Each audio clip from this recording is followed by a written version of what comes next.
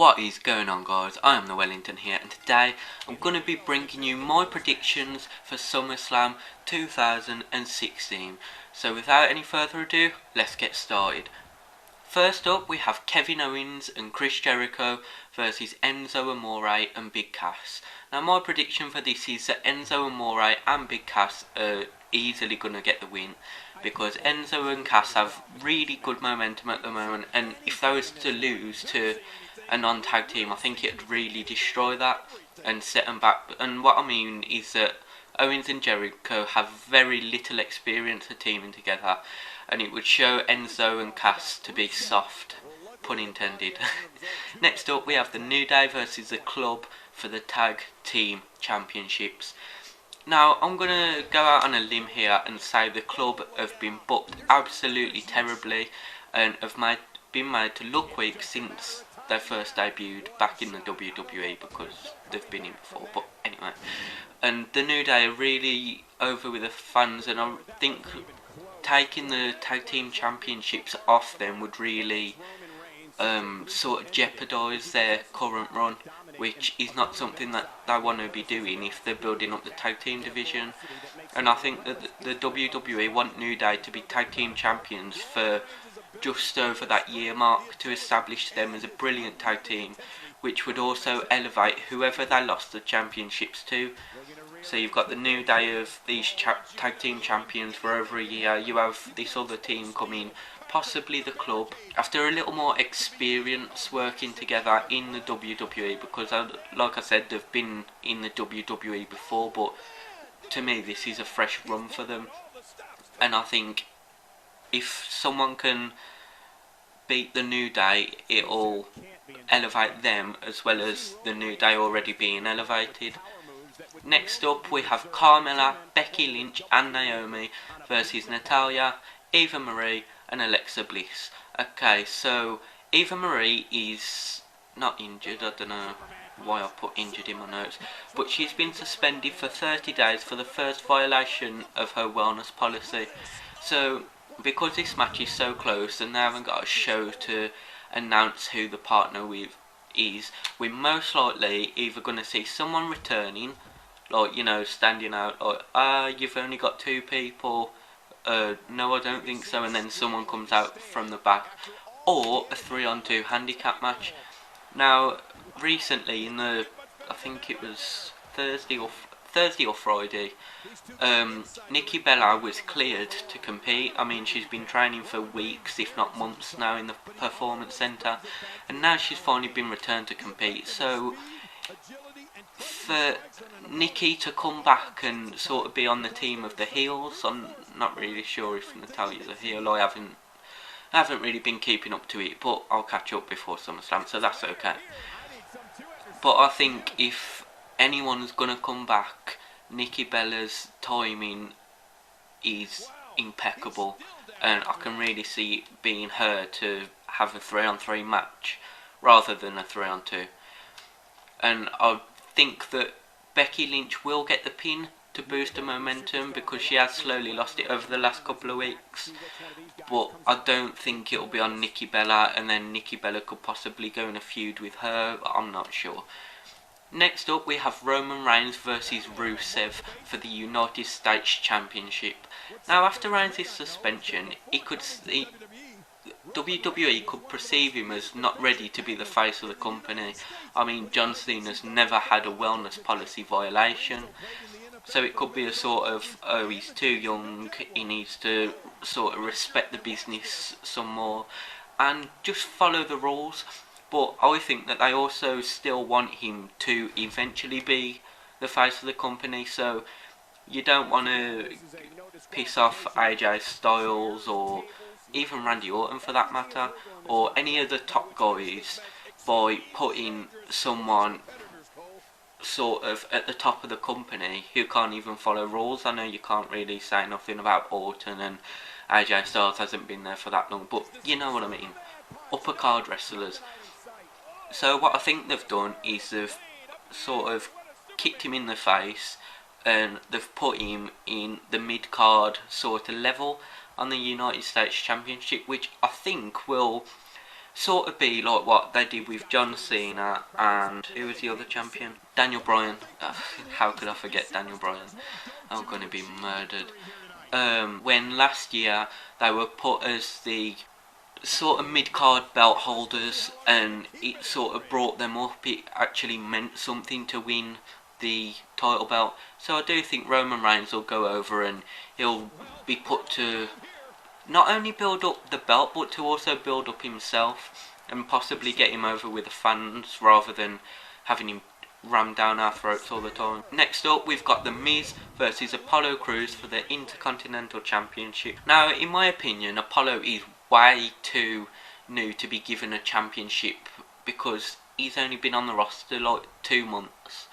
So I think he's just basically going to be a stepping stone for The Miz because this big monsters came in and he's already going for the belt, and I don't think he'll get a clean win, but I do think he'll win. Like, I think Maurice will be involved at some point, and I don't know, maybe Apollo goes, I don't even know, maybe Apollo's going for his finisher and Maurice jumps up on the rope, or Maurice hits him and gets The Miz disqualified, and I don't know, but I think The Miz will retain the title, not necessarily win, but he'll retain the title, and I do think Maurice will have a likely involvement in the match. Next up, we have Sasha Banks versus Charlotte for the Women's Championship, or the Divas Championship, or whatever they're calling it. Now, Charlotte has had a monster run since she's came to the WWE in NXT and on the main roster, but the focus really does need to be on the women's division, and it needs to be competitive. So I think allowing different women to carry the belt for a few months and then dropping it to someone else would give them an opportunity to show their abilities before passing it else on to someone who's got the chance to do the same. And I think it would make the Divas division very unpredictable, and it would be fun and entertaining to watch. So my prediction for that match will be Sasha Banks to retain the Women's Championship. Next up, we have Finn Balor versus Seth Rollins. Now, my prediction for this is easily Seth Rollins, and let me just explain why. Rollins is a great proven heel worker, and he's proven it time and time again, and even though he's a heel, he's still over with the fans, whereas Finn Balor is over, don't get me wrong, but this is his first time on the main roster, and I think the only reason Rollins wasn't left with the WWE Championship is to keep him on Raw and to give him the new belt, whereas with Ambrose winning, he could go to SmackDown and then Rollins could get this new belt. So Rollins hasn't exactly lost anything, and in fact he's probably gained more prestige for getting this Universal Championship and being the first person ever to hold it. But I think it will be an interesting match. I can see loads of near falls, loads of times where you think Balor's going to win, but I think just at the end Rollins will pick up the win from a pedigree out of nowhere or something along those lines.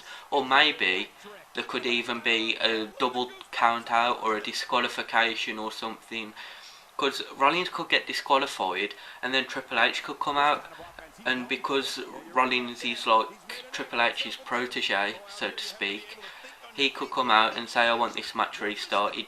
You can't win a title from DQ or count out, so let's make it a no holds barred match, because that's something that I think the SummerSlam pay-per-view is really lacking. There's no big gimmick matches, and I'm not sure there was last year, but it's literally just singles and tag team matches. I mean, there's the Divas 6-woman tag match, but that's about it. But I do think Rollins will get the win, and through shenanigans or just cleanly, I can't see Finn Balor walking away with a title anytime soon. Maybe in 2 or 3 months, but with the amount of new talent that they've got that they can elevate, there's no need for Finn Balor to win the title. He's over as hell, and he needs to get comfortable on the main show before he focuses on going for titles. Next up we have Dean Ambrose versus Dolph Ziggler for the WWE Championship. Now, same with the women in this respect. I think Dean Ambrose is going to retain the title, and that Ziggler is just being used to elevate Ambrose and the belt. And I think that the belt will change hands every few months to showcase the talent of the performers, just like with the Divas, because you can see all these superstars in the main event that you haven't seen before. And I think it'll be interesting to see different people with a belt and seeing what they can do, seeing how good their wrestling ability is on a massive stage, seeing how good their promo work is with the spotlight on them, and I think it'll be good. And I think Ambrose will keep the championship, like with the women, to show he's strong, allowing both him and his successor, like the person that beats him, to receive a massive push, because Dean Ambrose has gone from an upper mid-carder maybe to this beast that can't be beat, and then somebody has pretty much came out of nowhere, this new young star that no one's really seen in the main event before will come in and will take it off Ambrose. But for the moment I do think that Ambrose will be taking the belt home. Next up we have John Cena versus AJ Styles. Now, John Cena's TV show American Grit has recently been renewed, and we're not quite sure when he's set to start filming again, so this could indicate that Cena will be taking some time off soon. Now, this is what he did last year, so this is only speculation, and I mean, I don't know when he could record the show, if he's still working 300 or whatever days a year that WWE claim their superstars work. I know it's going to be less now because of the split house shows, but I don't know whether they'll just do double the amount of shows and half for each. So say you'd have 4 house shows in a week, instead it might be 8 house shows and each brand has 4. Do you get what I mean? But then there's less talent in each brand, so that might not work. But anyway, what's the word? I digress, that's the one, I love that word. Now, because of the fact that Cena's possibly taking time off soon, and since American Grit has already been renewed, it is very likely that if he does take the time off, he's gonna do it quite soon. And AJ Styles is over as hell at the moment, and giving him the win here would be more beneficial, as then there would be a heel Styles versus a face Ambrose at Night of Champions or Clash of Champions or whatever they're calling it this year. And that would be an epic main event, and I could quite easily see AJ Styles going over then, because he's well established in pretty much every promotion under the sun. So I'm going to go with AJ to get the win there. Last but not least, we have Randy Orton versus Brock Lesnar. Now, Lesnar recently won a fight at UFC 200, which is, I don't want to say real, because WWE is technically real, but to a degree, but he won in a major fighting league, and it really established him as a real life tough guy. And the problem is with that is that Lesnar also failed the wellness policy for that match, and it could have been agreed, something along the lines between Lesnar and Vince, that if he puts Orton over, that they'll bring in this stipulation that part-time wrestlers won't be tested or have the wellness policy put against them.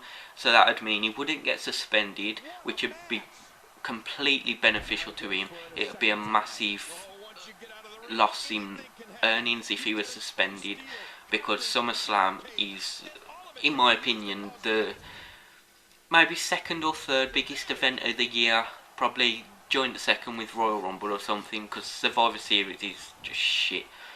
But it's a big pay-per-view, and it could either be he's suspended and he misses that paycheck, or it could be that he puts Orton over, still gets his paycheck, but just loses a bit of a push. And Orton winning here will give him a massive push. Now, I'm not sure what brand that Randy Orton's on, because he's been on Raw and SmackDown for like the past couple of weeks, which kind of pisses me off, because the whole idea of the brand split was to keep superstars on each show and only have them come together for the 4 pay-per-views a year. But I think Randy Orton's on SmackDown, but don't quote me on that.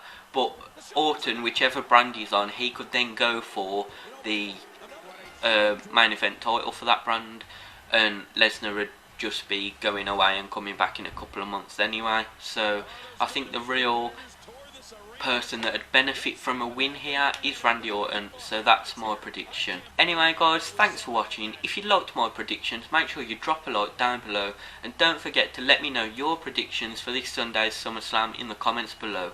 I'm Wellington, and I'm out.